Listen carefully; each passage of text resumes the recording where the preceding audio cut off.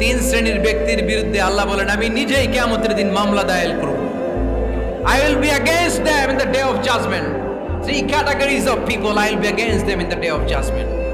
তিন শ্রেণীর লোক কিয়ামতের দিন তারা ছাড় পাবে না।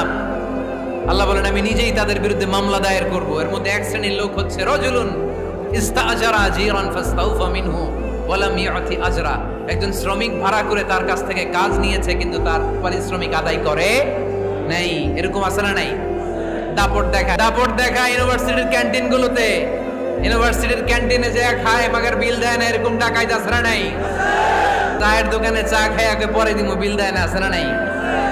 দোকানে যে পণ্য কিনে বিল দেয় না, পরে দিমু, আছে না নাই? কিয়ামতের দিন আল্লাহ তোরে মাস্তানি ছুটাবে, চিল্লা এখন ঠিক কিনা? আনা খাসমুহুম, আমি নিজেই তাদের বিরুদ্ধে মামলা দায়ের করব। কথাটা কার? এজন্য বিশ্বনবী বললেন খবরদার মেহনতি মানুষ, খেটে খাওয়া